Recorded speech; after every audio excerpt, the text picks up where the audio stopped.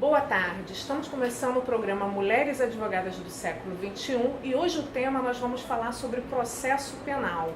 E para participar desse programa hoje nós trouxemos a advogada Patrícia Proetti Esteves. Ela é professora da área de processo penal em várias universidades, além também de dar aulas em cursos preparatórios para concurso, além de palestrar em todo o país. Doutora Patrícia, quero lhe agradecer muito por ter vindo participar desse programa. É muito importante porque você atua exatamente numa área que é uma área altamente masculina, né, e provavelmente deve passar por situações complicadas como mulher.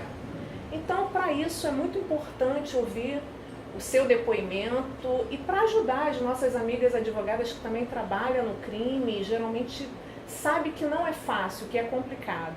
Então, quero que você conte um pouco como é que é a sua militância no seu dia a dia como advogada criminalista. Primeiramente, gostaria de te agradecer imensamente a oportunidade, né, de nós estamos falando um pouco da prática da advocacia criminal, né, e já reforçando que o nosso escritório aqui é um escritório onde ele é composto só por mulheres advogadas, né, juntamente com a Verônica Costa, que é uma parceira nossa de trabalho. Nós temos outras advogadas, então o escritório aqui é formado apenas por mulheres advogadas e todas atuando na área criminal, né?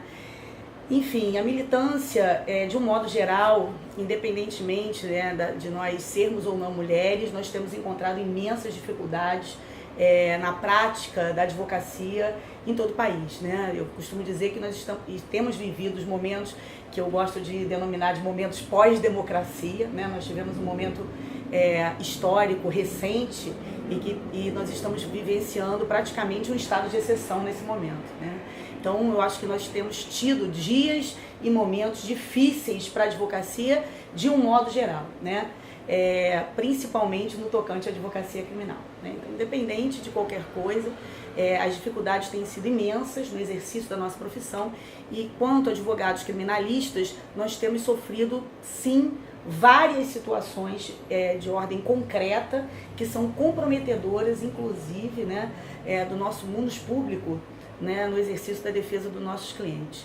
Me parece que o Poder Judiciário tem desconhecido, né, a função da advocacia prevista na Constituição Federal, e isso tem sido o grande desafio que nós, advogados criminalistas, temos enfrentado, qual seja, né, de conseguirmos fazer com que o próprio Poder Judiciário, que deveria de ser o grande guardião da Constituição Federal, aplique os direitos e garantias fundamentais previstos na Constituição. Então, nós temos vivido momentos difíceis, um momento histórico comprometedor, e isso tem comprometido demais, né, a militância na área criminal, principalmente. Na verdade, uma sensação de retrocesso, né? Eu digo que nós estamos vivendo um momento pós-democracia, né? É como eu denomino esse momento histórico que nós temos enfrentado aqui. Então, diante disso, fala um pouco sobre a súmula 11 do STF, que eu acho que na prática ela não é muito utilizada, né? O que acontece do fato de não se aplicar essa súmula? Na realidade, isso acontece principalmente no âmbito da justiça estadual, né? Eu acho que a gente vive momentos, como eu acabei de falar e relatar minutos antes, que são momentos de uma esquizofrenia social, né? E isso acaba repercutindo no comportamento do Poder Judiciário, né? Infelizmente, os juízes não têm tomado os devidos cuidados. A súmula é apenas mais uma situação, dentre tantas outras, tão ou quanto mais comprometedoras do que propriamente a questão relativa à súmula de número 11, né? Não precisava nem ter a súmula para você entender que o fato do réu se encontrar algemado durante uma sessão de julgamento, durante uma audiência, é absolutamente comprometedor ao direito da ampla defesa, né? Uma pessoa que está escoltada, está dentro do fórum, não haverá necessidade de se manter algemado, porque isso automaticamente coloca aquele réu numa situação de estar subjugado, estigmatizado, o que é absolutamente comprometedor ao direito à ampla defesa. Então, assim, infelizmente, isso tem sido, né, constantemente combatido por nós, advogados, sem que a gente consiga lograr êxito na maioria das vezes. Agora, ressalvando que existem as exceções que confirmam a regra, né? Semana passada eu fiz um julgamento na Justiça Federal, aqui de Niterói, um juiz excelente, uma pessoa muito séria. Imediatamente, no momento em que os réus ingressaram na sala de audiência, ele fez a determinação aos policiais que tirassem as algemas sem que a gente precisasse sequer ter feito, né, esse requerimento. Assim deveria de ser sempre, né? Mas infelizmente isso é apenas mais um caso, dentre tantos outros casos, de inaplicabilidade da lei, né? E como fica a presunção de inocência? Eu digo que a presunção de inocência já não existe mais, né? Hoje mesmo estávamos aqui numa discussão, todas nós revoltadas, com um pedido de revogação de uma prisão preventiva que fizemos, né? E com o parecer do Ministério Público desfavorável à concessão, porque ele entendia que o crime era grave, ele entendia que a vítima, pelo relato da vítima, não cabia a revogação da prisão preventiva. Quando a lei determina requisitos objetivos previstos no artigo 312 do CPP, que são requisitos para a determinação da prisão, onde a regra é a liberdade, a prisão é a exceção, porque o réu precisa ser tratado como presumidamente inocente todo o decorrer do devido processo penal, até que venha uma sentença condenatória que transite em julgado. Então, assim, diante dessa situação de ordem concreta, né, a gente vive aí o inverso, né? Ou seja, a gente vive a inaplicabilidade total do princípio da presunção de inocência, né? Tanto o Ministério Público como o titular da ação penal, assim como os magistrados, se comportam nas audiências, nos seus pareceres, nas suas decisões, considerando o réu presumidamente culpado, até que a defesa prove o contrário. Então, isso mostra um total desconhecimento não só do princípio da presunção de inocência, né, como do ônus de provar, que recai integralmente na acusação. Então, assim, apenas mais um comprometimento,